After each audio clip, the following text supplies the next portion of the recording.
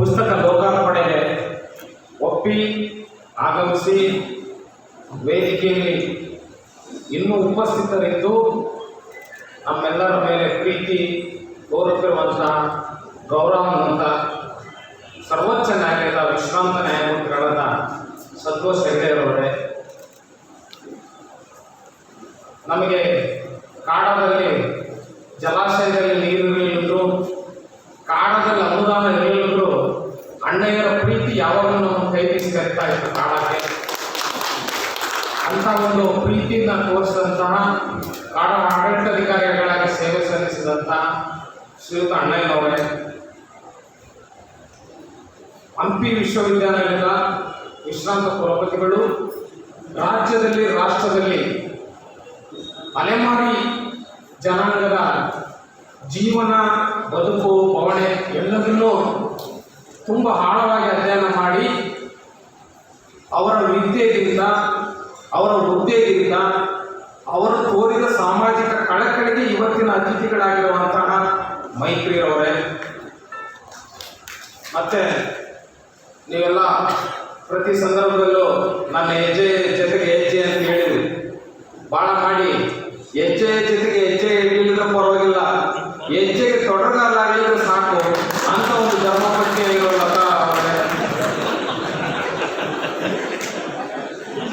ಈ ಕಾರ್ಯಕ್ರಮದಲ್ಲಿ ಉಪಸ್ಥಿತರಿದ್ದು ಸಾಮಾನ್ಯ ಆಹ್ವಾನ ಪತ್ರಿಕೆಯಲ್ಲಿ ಹೆಸರಿದೆಯೋ, ನನಗೆ ಕುರ್ಚಿ ಸ್ಟೇಜ್ನಲ್ಲಿ ಎಲ್ಲಿ ಜಾಗ ಕೊಡ್ತಾರೆ ಅನ್ನೋದನ್ನು ನೋಡದೆ ಕೇವಲ ಪಟೇಲ್ ಕುಟುಂಬದ ಮೇಲಿನ ಪ್ರೀತಿ, ನನ್ನ ಮೇಲಿನ ವಿಶ್ವಾಸಕ್ಕೆ ಈ ಕಾರ್ಯಕ್ರಮದಲ್ಲಿ ಪಾಲ್ಗೊಂಡಿರುವಂಥ ಕೆ ಶಿವಮೂರ್ತಿರವರೇ, ದಾವಣಗೆರೆ ಜಿಲ್ಲೆ ರಚನೆಯಾಗಿ 25 ವರ್ಷಗಳಾದರೂ ಸಂದರ್ಭಗಳು ಬಂದಂಥ ಸಂದರ್ಭದಲ್ಲಿ ದಾವಣಗೆರೆ ಜಿಲ್ಲೆಯನ್ನು ನಿರ್ಮಿಸಿರುವವರು JH ಪಟೇಲ್ ಅಂತ ಹೇಳುವ ಕಡಿಮೆ ಜನರಲ್ಲಿ ಒಬ್ಬರಾದ ವಾಮದೇವಪ್ಪನವರೇ, ವೇದಿಕೆ ಎದುರಿರುವ ಎಲ್ಲ ನನ್ನ ಬಂಧುಗಳೇ, ಸಂತೋಷ್ ಹೆಗಡೆ ಸರ್ ಹೇಳಿದ್ದಾರೆ, ನಾನು 2 ಗಂಟೆವರೆಗೂ ಇರ್ತೀನಪ್ಪ. ನಾನು ಏನು ಸಮಯ ತಗೊಳ್ಳೋದಿಲ್ಲ, ಯಾಕೆಂದರೆ ವಾಮದೇವ್ ಸರ್ ಮಾತಾಡಬೇಕು, ರವೀಂದ್ರ ಭಟ್ರು ಹಾದಿಯಲ್ಲಿದ್ದಾರೆ ಅಂತ ನಾನು ಭಾವಿಸ್ತೀನಿ. ಪ್ರಜಾವಾಣಿಯ ಪ್ರಧಾನ ಸಂಪಾದಕರು. ಹಸಿರು ಹಾದಿ ಹೆಜ್ಜೆಗಳ ಪುಸ್ತಕನ ಯಾವ ರೀತಿ ರೂಪಿಸಿದೀವಿ, ಏನೇನು ಆಲೋಚನೆಗಳನ್ನ ಇಟ್ಕೊಂಡು ಕಾಲದಲ್ಲಿ ಪುಸ್ತಕನ ತಗೊಂಡ್ಬಂದಿದ್ದೀವಿ ಅನ್ನೋದನ್ನ ನಮ್ಮ ಪಾಪು ಗುರುವರು ತುಂಬ ಚೆನ್ನಾಗಿ ಹೇಳಿದರು. ಭಾಳ ಮಾಡಿ ಅವ್ರಿಗೆ ಇನ್ನಷ್ಟು ಸಮಯ ತಗೋಬೇಕಿತ್ತು ಅವರು ಅಂತ ಅನಿಸ್ತಾ ಇದೆ. ಪಾಪು ಗುರುವರು ತುಂಬ ಚೆನ್ನಾಗಿ ಪ್ರಾಸ್ತಾವಿಕದಲ್ಲಿ ಮಾತಾಡಿದರು. ನಮಗೆಲ್ಲ ನಿರೂಪಕರು, ಅತಿಥಿಗಳು ಪುಸ್ತಕನ ಖರೀದಿ ಮಾಡಿ ಅಂತ ನೀವು ಒತ್ತಾಯ ಮಾಡ್ತಾ ಇದ್ದಾರೆ. ನಾನು ಹೇಳ್ತೀನಿ, ನೀವು ಖರೀದಿ ಮಾಡಿ ಅಂತ ಯಾವ ಕಾರಣಕ್ಕೆ ಅಂದರೆ ಅದರಲ್ಲಿ ನಿಮ್ಮ ಹೆಜ್ಜೆ ಎಲ್ಲೈತಿ ಅಂತ ನೋಡ್ಕೊಂಡು ನೀವು ಖರೀದಿ ಮಾಡೋದು. ಅದು ಕೇವಲ ತೇಜಸ್ವಿ ಪಟೇಲ್ ಹೆಜ್ಜೆ ಅಲ್ಲ, ಬರೀ ನನ್ನ ಒಬ್ಬನ ಹೆಜ್ಜೆ ಆಗಿರೋ ಪುಸ್ತಕ ಆಗಕ್ಕೆ ಸಾಧ್ಯ ಆಗ್ತಾ ಇರಲಿಲ್ಲ. ನನ್ನ ಜೊತೆಗೆ 1000 ಹೆಜ್ಜೆಗಳು ಬಂದಿರೋದ್ರಿಂದ ಒಂದು ಪುಸ್ತಕ ಆಗಿದೆ ಅನ್ನೋ ಒಂದು ಸ್ಥಗಿತ. ಈ ವೇದಿಕೆಗೆ ನಿಟ್ಟೊಳ್ಳಿ ಕೆಂಗಣ್ಣ ವಾಸಂದ ಓಂಕಾರಪ್ಪನವ್ರ ಹೆಸರಿಟ್ಟಿದೆ. ಆ ಇಬ್ಬರು ರೈತ ಪರ ಹೋರಾಟಗಾರರು ಇವತ್ತು ಜೀವಂತವಾಗಿಲ್ಲ. ನಿಟ್ಟೊಳ್ಳಿ ಕೆಂಗಣ್ಣವರು ನಾವು ಆ 2-3 ಹೋರಾಟದ ಸಂದರ್ಭದಲ್ಲಿ ಸುಮಾರು 65 ವರ್ಷದ ವಯಸ್ಸಿನವರು, ವಾಸಂದ ಓಂಕಾರಣ್ಣವರು ಸುಮಾರು 50 ವರ್ಷದ ವಯಸ್ಸಿನವರು, ನಾನು ಸುಮಾರು 35-40 ವರ್ಷದ ವಯಸ್ಸಿನವರು, 65 ವರ್ಷದ ವಯಸ್ಸಿನವರು, 55 ವರ್ಷದ ವಯಸ್ಸಿನವರು, 45 ವರ್ಷದಲ್ಲಿ ಲೀಡರ್ಶಿಪ್ ಕೊಟ್ಟಂತ ಮಹನೀಯರವರು ನೆಟ್ವಳ್ಳಿ ಕೆಂಗಣ್ಣ ಮತ್ತು ವಾಸಂದ ಓಂಕಾರಣ್ಣವರು. ಆ ಕಾರಣಕ್ಕೆ ನಾವು ಇವತ್ತು ಈ ವೇದಿಕೆಗೆ, ಹಸಿರು ಹಾದಿ ಹೆಜ್ಜೆಗಳ ವೇದಿಕೆಗೆ ಆ ಮಹನೀಯರ ಹೆಸರಿಡಲೇಬೇಕು ಅನ್ನೋ ಕಾರಣಕ್ಕೆ ಅವಾಗಲೇ ಗೌರವ ತರೋದು ಅನ್ನೋ ಕಾರಣಕ್ಕೆ ನಾವು ಹೆಸರು ಇಟ್ಟಿದ್ದೀವಿ. ನಾವು ಪುಸ್ತಕ ಅವಲೋಕನ ಮಾಡಿರುವಂಥ ಮಹನೀಯರು ಕೆಲ ವಿಚಾರಗಳು ಯಾವುದು ಈ ಸಂದರ್ಭದಲ್ಲಿ ನೆನಪಾಯ್ತೋ ಅದನ್ನು ಅವ್ರು ಹೇಳಲಿಕ್ಕೆ ಸಾಧ್ಯತೆ ಆಯಿತು. ಅಣ್ಣಯ್ಯ ಸಾಹೇಬರು ಅವ್ರು ಯಾವಾಗಲೂ, ನಾನು ಈಗ ಮೊದಲು ಹೇಳಿದಂಗೆ ಅವರ ಪ್ರೀತಿನೇ ನನಗೆ ಯಾವಾಗಲೂ ಅವ್ರ ಬಗ್ಗೆ ಗೌರವ ತರಿಸ್ತಾ ಇರೋ ರೀತಿ ತುಂಬ ಚೆನ್ನಾಗಿ ಮಾತಾಡಿದರು. ವಿಶ್ರಾಂತ ಕುಲಪತಿಗಳು ಸಮಾಜದ ಹಲವಾರು ವಿಚಾರಗಳನ್ನು ತಮ್ಮ ಒಂದು ಪ್ರಸ್ತಾಪ ಮಾಡಿದರು. ಬಂಧುಗಳೇ, ಭಾಗ್ಯರಾಜ್ ಅವರು ಮಹಿಮಾ ಪಟೇಲ್ ಅವರು ಲೋಕಸಭೆಗೆ ಹೋಗಬೇಕು ಅಂತ ಹೇಳಿದರು. ನಾನು ಹೇಳೋದಿಲ್ಲ, ಲೋಕಸಭೆಗೆ ಹೋಗಬೇಕು ಅಂತ ಹೇಳಿದರು. ಪುಸ್ತಕದ ಲೇಖನಗಳಲ್ಲಿ ಕೂಡ ಹಲವಾರು ಮೈಮಣ್ಣವ್ರ ಸ್ಥಾನಕ್ಕೆ ಹೋಗಬೇಕು, ಅಥವಾ ತೇಜಸ್ವಿ ಸ್ಥಾನಕ್ಕೆ ಹೋಗ್ಬೇಕು ಅಂತ ಹೇಳ್ತಾ ಇರ್ತಾರೆ. ಅವಾಗ ಯೋಚನೆ ಮಾಡ್ತಾ ಇರ್ತೀನಿ ನಾವು ಸ್ಥಾನಕ್ಕೆ ಹೋಗ್ಬೇಕು ಅನ್ನೋದು ಏನಿದೆ, ಇವ್ರಿಗೆ ಈ ಸ್ಥಾನ ಸಿಗಬಾರ್ದಿತ್ತು ಅನ್ನೋದ್ರ ಬಗ್ಗೆ ಸ್ಥಾನಕ್ಕೆ ಹೋಗ್ಲಿ ಅನ್ನೋದು ಏನಿದೆ, ಅದೊಂದು ಒಳ್ಳೆ ಶಿಫಾರಸು ಅಂತ ನಾನು ಅನ್ಕೊಳ್ತೀನಿ. ಬಂಧುಗಳೇ, ಸಾಮಾನ್ಯವಾಗಿ ಇವತ್ತೆಲ್ಲ ರಾಜಕಾರಣ ಇರ್ಬೋದು, ಯಾವುದೇ ವಿಷಯಗಳಿರ್ಬೋದು, ಇವ್ರಿಗೆ ಈ ಸ್ಥಾನ ಸಿಕ್ಕತ್ತಲ್ಲ ಅಂತ ಆಲೋಚನೆ ಮಾಡೋಂಥ ಕಾಲದಲ್ಲಿ ಇವ್ರಿಗೆ ಈ ಸ್ಥಾನ ಸಿಗಲಿ ಅನ್ನೋದೇನಿದೆ ಅದು ದೊಡ್ಡ ಪ್ರೀತಿಯ ಸಂಕೇತ. ಈ ಒಂದಿನ ಪುಸ್ತಕದ ಲೋಕಾರ್ಪಣೆ ಸಮಾರಂಭಕ್ಕೆ ಬಂದಿರೋಂಥವ್ರು ಎಂಥ ಅತಿಥಿಗಳು. ಸಂತೋಷ್ ಹೆಗಡೆ ಅವರು ನನಗೆ ಪುಸ್ತಕ ಕೊಡಪ್ಪ, ನೋಡಿ ನಾನು ಬರ್ತೀನಿ ಅಂತ ಹೇಳ್ತೀನಿ. ಅವ್ರಿಗೆ ಪುಸ್ತಕ ತರಿಸಿದ್ವಿ, ಓದಿದರು. ಈ ಕಾರ್ಯಕ್ರಮದಲ್ಲಿ ಬರಬೇಕು ಅಂತ ಅವರಿಗೆ ಸಂತೋಷದಿಂದ ಬಂದರು. ಮೈತ್ರಿಯವರು ಬಂದರು, ಅಣ್ಣಯ್ಯವರು ಬಂದರು. ಈ ಎಲ್ಲ ಸ್ಕಾಲರ್ ಅಂದರೆ ಜ್ಞಾನ ಸಂಪಾದಿಸಿರೋಂಥವ್ರು, ಶಿವಮೂರ್ತಿಯವರು, ಮೈಮಣ್ಣ ಅವ್ರು ಕೇವಲ ಶಾಸಕರಾಗಲ್ಲ, ತುಂಬ ಜ್ಞಾನಿಗಳು. ಬಾಣ ಮಾಡಿ ನಮ್ಮ ಚನ್ನಗಿರಿ ಮತ್ತು ಮಾಯಕೊಂಡ ಕ್ಷೇತ್ರಕ್ಕೆ ನಿರಂತರವಾಗಿ ಅವರು ಶಾಸಕರಾಗ್ತಾ ಇದ್ದಂತೆ ರಾಜ್ಯದಲ್ಲಿ ಎರಡೂ ಕ್ಷೇತ್ರಗಳು ಯಾವಾಗಲೂ ಮುಂಚೂಣಿಯಲ್ಲಿ ಇರ್ತಿದ್ವು, ಅದರಲ್ಲಿ ಅದು ಮಾತಿಲ್ಲ. ಅಂಥ ಜ್ಞಾನವಂತ ಇದ್ದರು. ಈ ಎಲ್ಲ ವೇದಿಕೆಗಳಲ್ಲಿರುವವರೆಲ್ಲ ಒಂದು ಜ್ಞಾನದ ಪ್ರತೀಕವಾಗಿ ಈ ಪುಸ್ತಕ ಲೋಕಾರ್ಪಣೆ ಸಮಾರಂಭದಲ್ಲಿ ಇದ್ದಾರೆ ಅಂದರೆ ಈ ಪುಸ್ತಕಕ್ಕೆ ಒಂದು ಗೌರವ ತರಂತ ಸಂಕೇತ. ನಾನು ಯಾಕೆ ಇಂಥ ಒಂದು ಪುಸ್ತಕ ರೂಪ ಪಡೆಯಬೇಕು, 2-3 ಘಟನೆಗಳನ್ನು ಮಾತ್ರ ಹೇಳಿ ನಾನು ಮಾತನ್ನು ಮುಗಿಸ್ತೀನಿ. ಬೆಳಗೆರೆ ಗೋಮಳ 249 ಎಕರೆ ಜಮೀನು, ಅದರಿಂದ 61 ಎಕರೆ ಜಮೀನನ್ನು ಮಾತ್ರ ಕತ್ತಗೆರೆ ಕೃಷಿ ಸಂಶೋಧನಾ ಕೇಂದ್ರದವರು ಈ 61 ಎಕರೆ ಬಿಡಿ ಅಂತ ಅವರು ನಮಗೆ ಒತ್ತಾಯ. ಆ 61 ಎಕರೆಯಲ್ಲಿ ಇದ್ದದ್ದು ಒಂದೇ ಗ್ರಾಮದವರು, ಕವಳಿ ತಾಂಡದವರು. ನಾನು ಈ ಜಾತಿವಾರ ಮಾತಾಡೋಕ್ಕೆ ಇಷ್ಟ ಆಗೋದಿಲ್ಲ, ಆದರೆ ಅದು ಯಾಕೆ ಮಾತಾಡ್ತಾ ಇದ್ದೀನಿ ಅಂದರೆ ನಿಮಗೆ ಮುಂದೆ ಅರ್ಥ ಆಗ್ಬೋದು. ಆ ಗ್ರಾಮದಲ್ಲಿ ಆ ಹೊಲನ ಉಳುಮೆ ಮಾಡ್ತಿದ್ದಾರೆ ಕೇವಲ ಬಣಜಾರ್ ಸಮುದಾಯದವರು. ಕೃಷಿ ಸಂಶೋಧನಾ ಕೇಂದ್ರದಲ್ಲಿ ನಮ್ಗೆ 61 ಎಕರೆ ಬಿಟ್ಬಿಡಿ, ಇನ್ನು 245 ಎಕರೆ ನಿಮಗೆ ಇನ್ನು ಉಳಿದ ಎಕರೆ ಜಮೀನು ನಿಮಗೆ ಬಿಡ್ತೀವಿ ಅಂತ ಹೇಳಿ. ಉಳಿದ ಜಮೀನು ಇದ್ದಿದ್ದು ಬೆಳಗೆರೆ, ಚಿಕ್ಕ ಕುರುಬರಳ್ಳಿ. ಬೆಳಗೆರೆಯಲ್ಲಿ ನಾಯಕ, ಕುರುಬ, ಪರಿಶಿಷ್ಟ ಜಾತಿ, ಚಿಕ್ಕ ಕುರುಬರಳ್ಳಿ ಕೂಡ ಪರಿಶಿಷ್ಟ ಜಾತಿ, ನಾಯಕ ಜನಾಂಗ, ಕುರುಬ ಜನಾಂಗ ಮತ್ತು ಕೊರಚ ಜನಾಂಗ, ಈ ಎಲ್ಲ ಜನಾಂಗದವರು ಉಳುಮೆ ಮಾಡ್ತಿದ್ದಂಥ ಜಮೀನು. ಆದರೆ ನಾನು ಸರ್ಕಾರ ಆ ಸಂದರ್ಭದಲ್ಲಿ ಕೊಟ್ಟಿದ್ದು, ನೀವು ಕೇವಲ 61 ಎಕರೆ ಬಿಡೋದಲ್ಲ, 1 ಇಂಚು ಬಿಡೋದಿಲ್ಲ. ಯಾಕೆಂದ್ರೆ ಇದು ಕೃಷಿ ಸಂಶೋಧನಾ ಕೇಂದ್ರ ಬರಕಿನ ಮೊದಲೇ ರೈತರಿದ್ರು, ನೀವು ನಂತರ ಬಂದಂಥವ್ರು. ಈ ಸಂಘರ್ಷದಲ್ಲಿ ಸರ್ಕಾರ, ಕೃಷಿ ಇಲಾಖೆ ಮತ್ತು ನಮ್ಮ ಸಂಘರ್ಷದಲ್ಲಿ 61 ಎಕರೆ ಜೊತೆಗೆ 245 ಎಕರೆಗೆ 144 ಸೆಕ್ಷನ್ ಜಾರಿ ಮಾಡಿ, 245 ಎಕರೆಗೆ 144 ಸೆಕ್ಷನ್ ಜಾರಿ ಮಾಡಿ ನೀವು ಯಾವ ಜಮೀನನ್ನು ಕಾಲಿಡಬಾರ್ದು ಅಂದ್ರೆ ರೈತರ ವಿರುದ್ಧ ರೈತರು ನೆನ್ಕಟ್ಟಿದ್ರೆ ಆ ಕವಡಿ ತಾಂಡದ 61 ಎಕರೆ ನೀವು ತಗೊಂಬಿಡಿ, ನಮ್ಮ ಸುದ್ದಿ ಬರಬೇಡ್ರಿ ಅಂತ ರೈತರು ಹೇಳ್ತಾರೆ ಅನ್ನೋ ಒಂದು ಎಂಥ ದೃಷ್ಟಿ ಅನ್ನೋದಕ್ಕೆ ದೂರದೃಷ್ಟಿ ಅಲ್ಲ, ಯಾವ ದೃಷ್ಟಿನ ಆ ಸರ್ಕಾರದ ದೃಷ್ಟಿ ಅನ್ನೋದಕ್ಕೆ ಆ ಥರದ್ದು ಆಲೋಚನೆ ಮಾಡಿ ಒಂದು ಯೋಜನೆ ರೂಪಿಸಿ 245 ಎಕರೆಗೆ 144 ಸೆಕ್ಷನ್ ಜಾರಿ ಮಾಡಿದ್ರು. 1 ವರ್ಷ ಎರಡೂ ಬೆಳೆನೂ ಸತತವಾಗಿ ಭದ್ರಾ ನೀರನ್ನ ಪಡೆಯುವಂಥ ಜಮೀನು, ಎಕರೆಗೆ ನಾವು 35ರಿಂದ 40 ಚೀಲ ಕನಿಷ್ಠ ಬರಂತ ಭೂಮಿ. ಇಂಥ ಒಂದು ಜಮೀನು ಕೇವಲ ನನ್ನ ಒಂದು ನೇತೃತ್ವಕ್ಕೆ, ಕಾರ್ಯಕೂರಿನ ಗೌರವ ತೇಜಸ್ವಿ ಪಟೇಲ್ ನೇತೃತ್ವಕ್ಕೆ ಧಕ್ಕೆ ಬರಬಾರ್ದು ಅನ್ನೋ ಕಾರಣಕ್ಕೆ 1 ವರ್ಷ ಬಿಟ್ಬಿಟ್ಟು ಉಳಿದ ರೈತರು ಕವಳಿ ತಾಂಡದ ಜಮೀನನ್ನು ನೀವು ತಗೊಳ್ರಿ ಅಂತ ಅವ್ರೆಲ್ಲಾರು ಹೇಳಿದ್ರೆ ಅವ್ರ ಜಮೀನಿಗೆ ಧಕ್ಕೆ ಬರ್ತಾ ಇರಲಿಲ್ಲ. ಇವತ್ತು ನಾವು ನೋಡ್ತೀವಿ, ಸರ್ವೆ ಆದಂಥ ಸಂದರ್ಭದಲ್ಲಿ 1 ಅಡಿ ಆ ಕಡೆ ಈ ಕಡೆ ನಾವು ಅಣ್ಣ ತಮ್ಮ ಓಡಾಡ್ತೀವಿ. ನಮಗೆ ಸಂಬಂಧ ಇಲ್ಲದೇ ಇದ್ರೂ ಕೂಡ ಒಂದು ನಾಯಕತ್ವದ ಮೇಲೆ ಪ್ರೀತಿ ಇಟ್ಟು, ಗೌರವ ಇಟ್ಟು, ಅಲ್ಲಿ ಜಾತಿ ಅಡ್ಡ ಬರಲಿಲ್ಲ, ಗ್ರಾಮ ಅಡ್ಡ ಬರಲಿಲ್ಲ, ಅಲ್ಲಿ ಕಾಣಿಸಿದ್ದು ಒಂದೇ ಒಂದು ನಾಯಕತ್ವದ ಮೇಲೆ ಇರ್ತಕ್ಕಂಥ ಗೌರವ. ಆ ಗೌರವದಿಂದ ಆ 245 ಎಕರೆ ಇವತ್ತು ನಮ್ಮ ರೈತರ ಕೈಯಲ್ಲಿ ಇದೆ ಅನ್ನೋದನ್ನ ನಾವು ಸಾಧ್ಯ ಮಾಡಲಿಕ್ಕೆ ಸಾಧ್ಯತೆ ಇದೆ. ಅಂತ ಒಂದು ವಿಷಯ ಪುಸ್ತಕದ ದಾಖಲೆ ಆಗಬೇಕು ತಾನೆ. ಇವತ್ತು ಜಾತಿವಾರ ಲೆಕ್ಕಾಚಾರ ನಡೆಯುತ್ತೆ, ಧರ್ಮವಾರ ಲೆಕ್ಕಾಚಾರ ನಡೆಯುತ್ತೆ, ಪಕ್ಷವಾರ ಲೆಕ್ಕಾಚಾರ ನಡೀತೈತಿ. ಇದೊಂದು ಅಪರೂಪದ ಘಟನೆ ಅಲ್ವಾ? ಇದೊಂದು ದಾಖಲೆ ಆಗಬೇಕು ಅನ್ನೋ ಕಾರಣಕ್ಕೆ ಪುಸ್ತಕದಾಗ ಲೇಖನ ಸೇರಿ. ಇನ್ನೊಂದು 2002ರಲ್ಲಿ KADB ಸುಮಾರು 145 ಎಕರೆ ಜಮೀನನ್ನ ಲ್ಯಾಂಡ್ ಅಕ್ವಿಜಿಷನ್ ಮಾಡ್ತಾರೆ. ಆ ಲ್ಯಾಂಡ್ ಅಕ್ವಿಜಿಷನ್ ಮಾಡಿದ್ದು ಎಂತೆಂಥವ್ರದ್ದು, ಯಾರು ಮನೆ ಕೆಲಸ ಮಾಡ್ತಾರೆ, ಬೀದಿ ವ್ಯಾಪಾರ ಮಾಡ್ತಾರೆ ಅಂತ ಸುಮಾರು ಕೂಡಿ ಕಾಣದಿಂದ ತಗೊಂಡಂತ ನಿವೇಶನಗಳನ್ನ ಅಕ್ವಿಜಿಷನ್ ಮಾಡುತ್ತೆ KADB in the name of textile park. Textile park ಮಾಡ್ತೀವಿ, ನಿಮ್ಗೆ ಹುದ್ದೆ ಕೊಡ್ತೀವಿ ಅಂತ ಅವ್ರಿಗೆ ಅಕ್ವೈರ್ ಮಾಡಿ ಅವ್ರಿಗೆ ಪರಿಹಾರ ಕೊಡೋದು. ಪರಿಹಾರನ ಈ ಸಂತೋಷ್ ಹೆಗ್ಡೆ ಸರ್ ಅವ್ರಿಗೆ ಚೆನ್ನಾಗಿ ಗೊತ್ತಿದೆ. ಲ್ಯಾಂಡ್ ಅಕ್ವಿಜಿಷನ್ ಆಫೀಸರೇ ಬೇರೆ, ಅದನ್ನ ಪರಿಹಾರ ಕೊಡೋ ಅಧಿಕಾರಿನೇ ಬೇರೆ, ಅವ್ರಿಗೊಂದು ಸಂಬಂಧ ಇರೋದು. ಪರಿಹಾರ ಕೊಡ್ಲಿಕ್ಕೆ ಅವರು ತುಂಬಾ ದಿನ ಓಡಾಡಿಸ್ತಾರೆ. ಅವರಿಗೆ ಅದು ಹೇಗೋ ನಾವು ಭದ್ರಾ ಸಹಕಾರಿ ಸಕ್ಕರೆ ಕಾರ್ಖಾನೆ ಪುನರಾರಂಭ ಇರ್ಬೋದು, ಮತ್ತೆ ದೊಡ್ಡ ಬಾತಿ ಡಿನೋಟಿಫೈ ಮಾಡಿದ ವಿಷಯ ಗೊತ್ತಿತ್ತಲ್ಲ.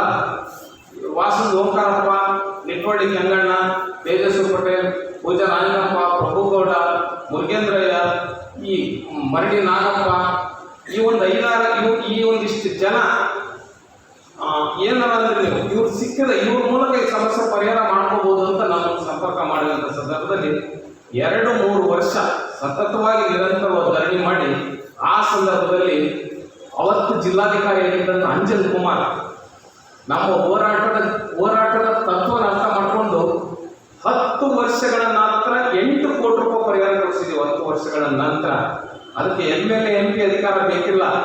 ಇದನ್ನೆಲ್ಲ ಯಾಕೆ ಪ್ರಸ್ತಾಪ ಮಾಡ್ತಾ ಇದ್ದೀನಿ ಬಂಧುಗಳಂದ್ರೆ, ಇದು ಸಂವಿಧಾನ ಕೊಟ್ಟಿರುವಂತ ಶಕ್ತಿ, ಹೋರಾಟಗಳಿಗೆ ಸಂವಿಧಾನ ಕೊಟ್ಟಿರುವಂತ ಶಕ್ತಿ. ಮತ್ತೆ 185 ಎಕರೆ ಡಿನೋಟಿಫೈ ಮಾಡಿ ಭದ್ರಾ ಸಹಕಾರಿ ಸಕ್ಕರೆ ಕಾರ್ಖಾನೆ ಪುನರಾರಂಭಿಸಿದಂತ ದಾವಣಗೆರೆಯಿಂದ ಬೆಂಗಳೂರಿಗೆ ಪಾದಯಾತ್ರೆ ಮಾಡಿದ್ವಿ.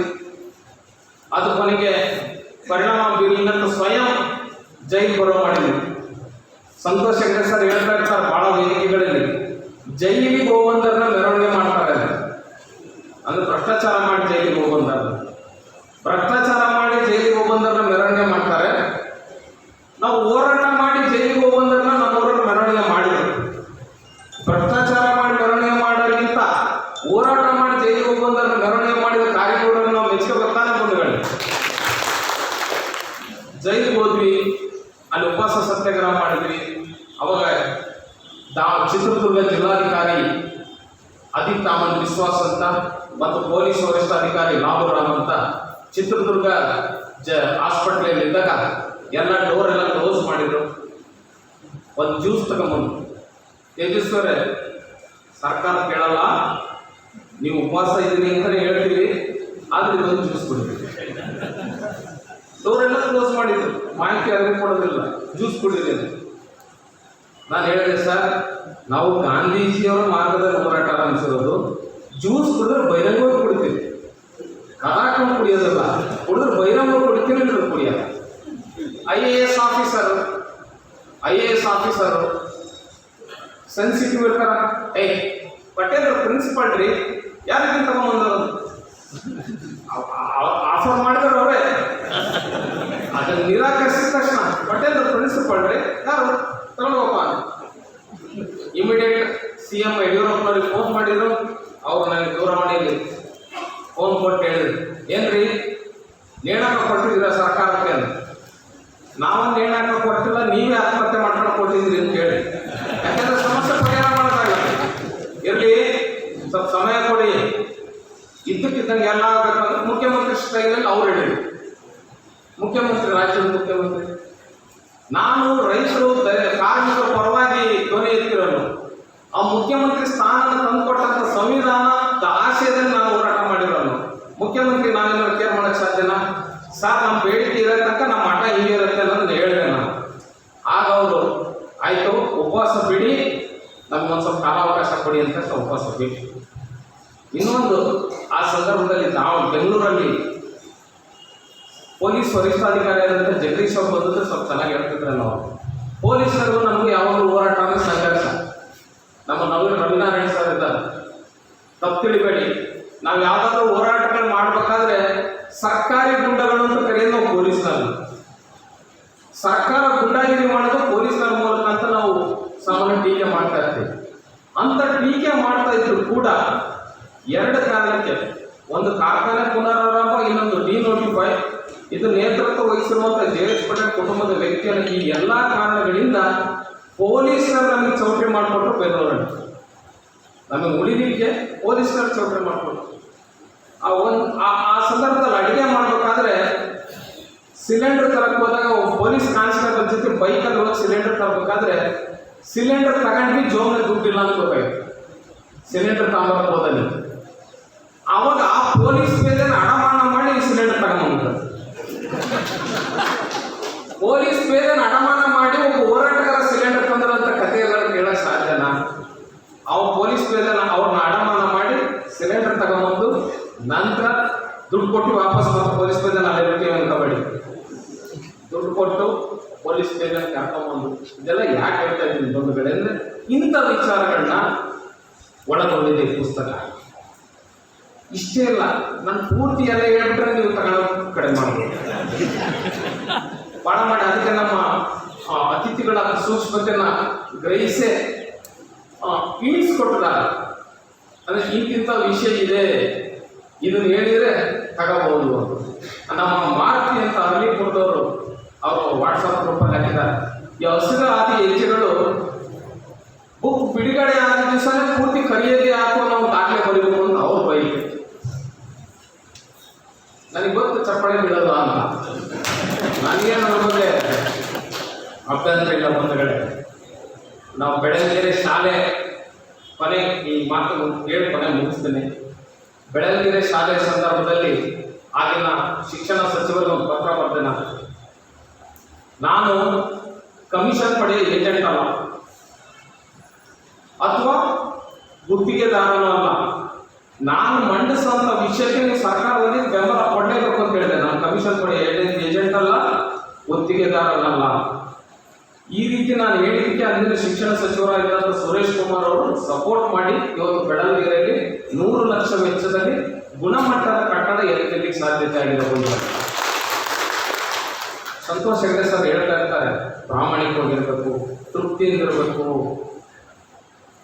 ಮತ್ತೆ ದುರಾಸೆ. ನಾನು ಯೋಚನೆ ಮಾಡ್ತಾ ಇದ್ದೆ, ಸಂತೋಷ್ ಹೆಗ್ಡೆ ಸರ್ ದುರಾಸೆ ಹೇಳ್ಬೇಕಾರೆ ಸಾಮಾನ್ಯ ಕೇಳ್ತಾ ಇರ್ತಾರೆ, ಗಾಂಧೀಜಿ, ಬಸವಣ್ಣ, ಅಂಬೇಡ್ಕರ್ ಇವರೆಲ್ಲ ಹಾಕೊಂಡಿರ್ತೀವಿ, ಬುದ್ಧನ ಹಾಕಲ್ಲ. ನಾನು ಬುದ್ಧನ ಬಗ್ಗೆ ಎಲ್ಲೂ ಪ್ರಸ್ತಾಪ ಮಾಡಲ್ಲ. ನನ್ನ ಪ್ರಕಾರ ಬುದ್ಧನ ಫಾಲೋ ಮಾಡೋದು ನನ್ನಿಂದ ಸಾಧ್ಯ ಇಲ್ಲ. ನನ್ನಿಂದ ಬುದ್ಧನ ಫಾಲೋ ಮಾಡೋದು ಸಾಧ್ಯ ಇಲ್ಲ.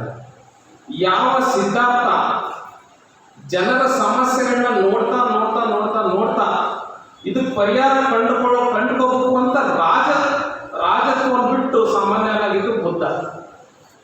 ಆದ್ರೆ ಅನೇಕರು ಬುದ್ಧನ ಹಾಕಿರ್ತಾರೆ. ಜನರ ಸಮಸ್ಯೆಗಳನ್ನ ಪರಿಹಾರ ಮಾಡ್ತಾ ಮಾಡ್ತಾ ರಾಜರಾಗಿರೋರು ಬುದ್ಧನ ಹಾಕ್ತಾರೆ. ಸಮಸ್ಯೆಗಳನ್ನ ಪರಿಹಾರ ಮಾಡ್ತಾ ಮಾಡ್ತಾ ಮಾಡ್ತವಿ ಅಂತ ರಾಜರಾಗಿರೋರು ಬುದ್ಧನ ಹಾಕೋಣ ಎಷ್ಟು ಸರಿ ಅಂತ ನಾನು ಯೋಚನೆ ಮಾಡ್ತಾ ಇರ್ತೀನಿ. ರಾಜನಾಗಿದ್ದನ್ನು ಜನರ ಸಮಸ್ಯೆಗೋಸ್ಕರ ತನ್ನ ರಾಜತ್ವವನ್ನು ತ್ಯಾಗ ಮಾಡಿದಂಥದ್ದು ಬುದ್ಧ. ನಾನಾಗಿ ಆ ಬುದ್ಧನ ಒಂದು ವ್ಯಕ್ತಿತ್ವ ಏನಿದೆ ಅದು ತುಂಬಾ ನನ್ನಿಂದ ಪಾಲಿಸ್ಲಿಕ್ಕೆ ಆಗಲ್ಲ ಅಂತ ಒಂದು ವ್ಯಕ್ತಿತ್ವ ಅನ್ನೋ ಕಾರಣಕ್ಕೆ ಎಲ್ಲೂ ಬುದ್ಧ ಒಪ್ಪಿಕೊಟ್ಟು ಹಾಕಿಲ್ಲ. ಹಂಗಾದ್ರೆ ಗಾಂಧೀಜಿ, ಬಸವಣ್ಣ, ಅಂಬೇಡ್ಕರ್ ಇವರೆಲ್ಲ ಚಿಕ್ಕವರ?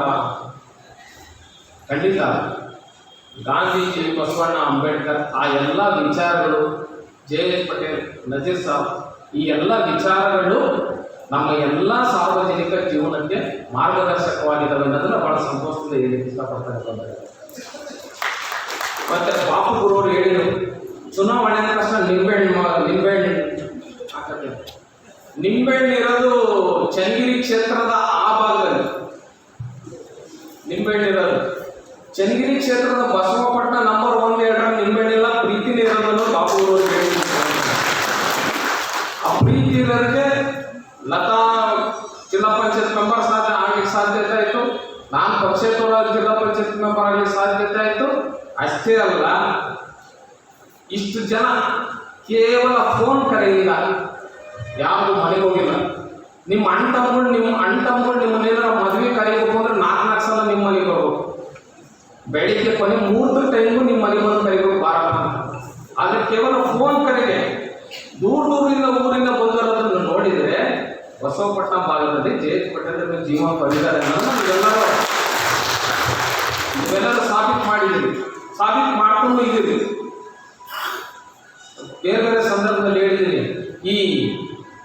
ರೀಚಾರ್ಜ್ ಅಂತಾರೆ.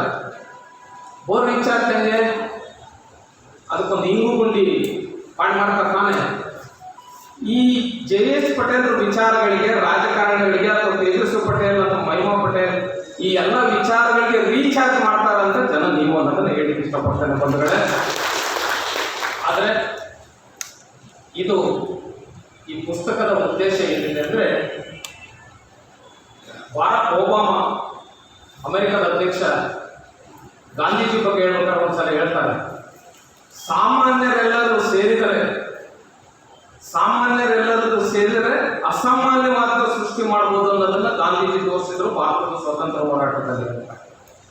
ಖಂಡಿತ ನಮ್ಮ 3 ಹೋರಾಟಗಳ ಯಶಸ್ಸು ಆ ಸಾಮಾನ್ಯರೆಲ್ಲರೂ ಸೇರಿ ತೋರಿದಂತ ಅಸಾಮಾನ್ಯವಾದದ್ದು. ಸಾಮಾನ್ಯರೆಲ್ಲರೂ ಸೇರಿ ವಾಸನದ ಓಂಕಾರಪ್ಪನವರು ಹರಿಹರ ತಾಲೂಕಿಂದ 2,000 ಜನರಿಂದ ರೈತರು ಕರ್ಕೊಂಬರೋರು ಹೋರಾಟ. 2,000 ಜನ ರೈತರು ಕರ್ಕೊಂಬರೋರು ಅದಕ್ಕೆ ನೇತೃತ್ವನ ನನಗೆ ಕೊಡ್ತಾ ಇದ್ರು. ಒಂದ್ಸಲ ಯಾವುದೋ ಸಂದರ್ಭದಲ್ಲಿ ಪೊಲೀಸ್ ವರಿಷ್ಠಾಧಿಕಾರಿ ದಾವಣಗೆರೆ ಆಫೀಸ್ ಹೋದಾಗ ಅಲ್ಲಿ ಆಫೀಸರ್ ಪರಿಚಯ ಮಾಡ್ಕೊಡ್ತಾ ಇದ್ರು. ಸರ್, ಇವರು ತೇಜಸ್ವಿ ಪಟೇಲ್ ಅಂತ, ಹಿಂಗೆ ಜೆ.ಎಸ್. ಪಟೇಲ್ ಇವರು ವಾಸನ ಓಂಕಾರಪ್ಪ ಸೇರಿ ಹೋರಾಟಗಳು ಮಾಡಿದ್ರು. ಆ ಓಂಕಾರಪ್ಪ ಗಲಾಟೆ ಮಾಡ್ತಿರ್ತಾರೆ, ಇವ್ರು ಹೇಳಿರ್ತಾರೇನ, ಅವ್ರು ಗಲಾಟೆ ಮಾಡ್ತಿರ್ತಾರೆ, ಇವ್ರು ಬಂದ್ರೆ ಅವ್ರು ಸುಮ್ಮನೆ ಆಗ್ತಾರೆ. ಹೇಳಿರ್ತಾರೇನ ಇವ್ರು ಅವ್ರಿಗೆ ಗಲಾಟೆ ಮಾಡ್ಲಿಕ್ಕೆ.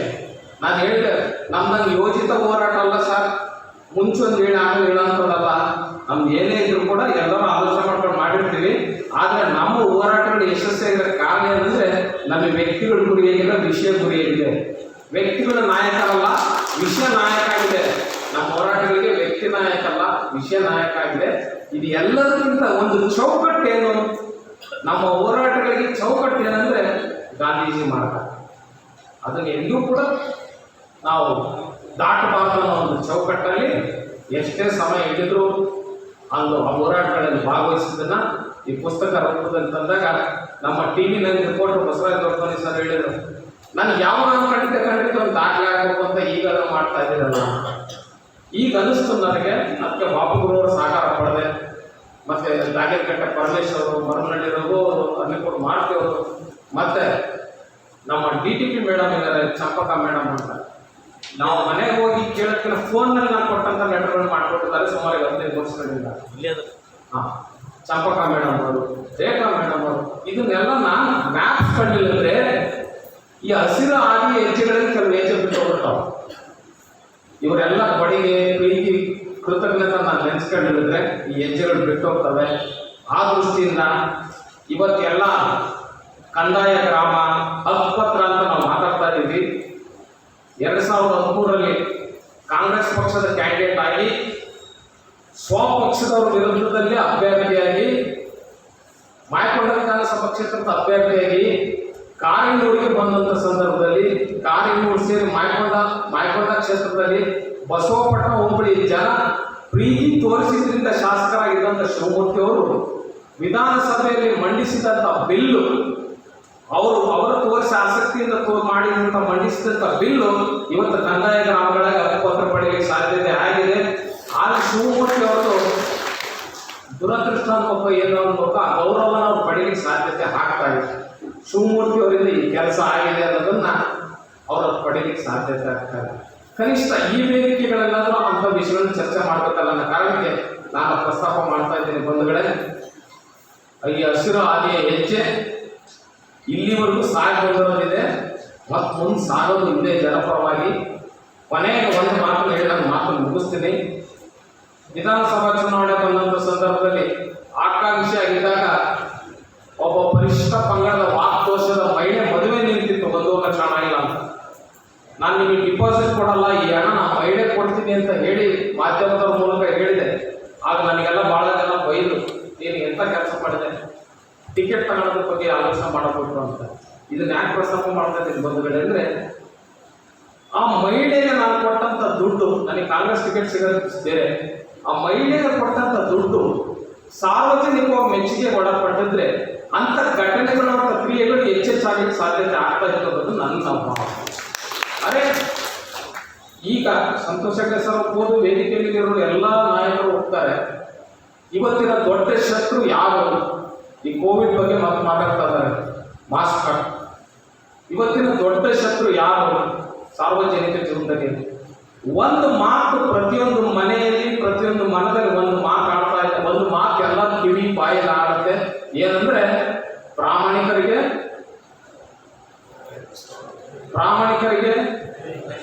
ಬೆಲೆ ಇಲ್ಲ, ಪ್ರಾಮಾಣಿಕರಿಗೆ ಕಾಲ ಇಲ್ಲ. ಇದು ಅತ್ಯಂತ ದೊಡ್ಡ ಶತ್ರು ಈ ಸಮಾಜದ. ನಾನು ಅಂದ್ಕೊಂಡ ರೀತಿ ಪ್ರಾಮಾಣಿಕರಿಗೆ ಬೆಲೆ ಇಲ್ಲ, ಪ್ರಾಮಾಣಿಕರಿಗೆ ಕಾಲ ಇಲ್ಲ ಅಂತ ಒಂದು ಆಲೋಚನೆ ಚಿಕ್ಕ ಮಕ್ಕಳಿಂದ ಹಿಡಿದು ಇವತ್ತು ವಯಸ್ಸಾದವರು ಬಾಯಿಗೆ ಬರ್ತಾ ಇದೆ. ಅಂದರೆ ಎಲ್ಲ ಪಕ್ಷಗಳು, ಎಲ್ಲ ಸರ್ಕಾರಗಳು, ಎಲ್ಲ ಮಠಾಧೀಶರು, ಎಲ್ಲ ನ್ಯಾಯಾಧೀಶರು, ಎಲ್ಲ ವಕೀಲರು ತುಂಬ ಗಂಭೀರವಾಗಿ ತಗೋಬೇಕಾದಂಥ ಸಂಗತಿ ಅದು ಅಂತ ನಾನು ಹೇಳಕ್ಕೆ ಇಷ್ಟಪಡ್ತೇನೆ. ಪ್ರಾಮಾಣಿಕರಿಗೆ ಕಾಲ ಅಲ್ಲ, ಪ್ರಾಮಾಣಿಕರಿಗೆ ಬೆಲೆ ಇಲ್ಲ ಅನ್ನೋಂಥ ಒಂದು ಮನಸ್ಥಿತಿಗೆ ಸಮಾಜ ಬರ್ತಾ ಇದೆ. ಅದು it is a licence for crime. ಪ್ರಾಮಾಣಿಕರಿಗೆ ಕಾಲ ಇಲ್ಲ ಅಂತ ಹೇಳೋದು, ಪ್ರಾಮಾಣಿಕರಿಗೆ ಬೆಲೆ ಇಲ್ಲ ಅಂತ ಹೇಳೋದಂದ್ರೆ ಅಕ್ರಮಗಳು ಮಾಡಲಿಕ್ಕೆ ನಮ್ಗೆ ಪರವಾನಿಗೆ, ಆ ಥರ ಆಲೋಚನೆ ಮಾಡೋದು. ಆ ಕಾರಣಕ್ಕೆ ಅಂತ ಆಲೋಚನೆಗೆ ನಾವು ಕಡಿವಾಣ ಹಾಕುವಂಥ ಜವಾಬ್ದಾರಿ ವೇದಿಕೆ ಮೇಲಿರೋದಿದೆ, ವೇದಿಕೆ ಎದುರಲ್ಲೂ ಇದೆ ಅನ್ನೋದನ್ನು ಹೇಳಿ, ಸಂತೋಷ್ ಹೆಗಡೆ ಸರ್ ಹೇಳ್ತಾ ಇದ್ರು, ನಾನು ಈ ವೇದಿಕೆಯಲ್ಲಿ ಕೆಲವು ವಿಚಾರಗಳ ಪ್ರಸ್ತಾಪ ಮಾಡಿದ್ದೀನಿ, ಬೇಜಾರಾಯಿಲ್ಲ ಅಂತ ಕೇಳಿದ್ರು. ನಿಮ್ಮನ್ನೇ ಖಂಡಿತ ಇಲ್ಲ ಸರ್, ನೀವು ಪ್ರಸ್ತಾಪ ಮಾಡೋಂಥ ವಿಷಯಗಳು ಈ ವರ್ಗದ ಜನರಿಗೆ ಖಂಡಿತ ಇಷ್ಟ ಆಗುತ್ತದು. ಸಾಧ್ಯವಾದಷ್ಟು ಪ್ರಾಮಾಣಿಕತೆ ಬದುಕುವಂತ ಪ್ರಯತ್ನ ಮಾಡಬೇಕು. ಸೇರಿರೋದು ಪೂರ್ತಿ ಪ್ರಾಮಾಣಿಕರು ಅಂತ ನಾನು ಹೇಳೋದು, ಹೇಳಿದ್ರೆ ಸಂತೋಷ ಹೆಗಡೆ ಸರ್ ಮತ್ತು ನನಗೆ ಬರಲಿಲ್ಲ. ಸಾಧ್ಯವಾದಷ್ಟು ಪ್ರಾಮಾಣಿಕತೆ ಬದುಕುವಂತ ಪ್ರಯತ್ನ ಮಾಡಂತಾರೆ ಈಗ ಸೇರಿರೋದು. ತಾವು ಹೇಳಿದಂಥ ವಿಚಾರಗಳು ಖಂಡಿತ ಅನ್ವಯ ಆಗ್ತವೆ. ಒಂದು ಮಾತು ಹೇಳಿ ನಾನು ಮಾತು ಮುಗಿಸ್ತೀನಿ. ಸಂತೋಷ್ ಹೆಗಡೆ ಅವರು 85 ವರ್ಷದ ವಯಸ್ಸಾದಂಥವರು, ಸರ್ವೋಚ್ಚ ನ್ಯಾಯಾಲಯದ ನ್ಯಾಯಾಧೀಶರಾಗಿದ್ದರು. ಬೆಂಗಳೂರಿಂದ ಇಲ್ಲಿ ಬಂದು ಪುಸ್ತಕ ಲೋಕಾರ್ಪಣೆ ಕಾರ್ಯಕ್ರಮದಲ್ಲಿದ್ದಾರೆ. ಅವ್ರಿಗೆ ನಾವೆಲ್ಲ ಒಂದು ಕೊಡುಗೆ ಕೊಡ್ಬೋದು. ಈ ಸಂದರ್ಭದಲ್ಲಿ ನಾವು ಶಾಲ ಹಾಕಿ ಹಾಕಿದ್ವಿ. ಒಂದನ್ನು ನೀವು ಚಪ್ಪಾಳೆ ತಟ್ಟಬೇಕು ಅಂತ ಕೇಳ್ತೀನಿ. ಒಂದು ಏನಂದ್ರೆ, ಚುನಾವಣೆಯಲ್ಲಿ ಹಣ ಪಡೆಯಲ್ಲ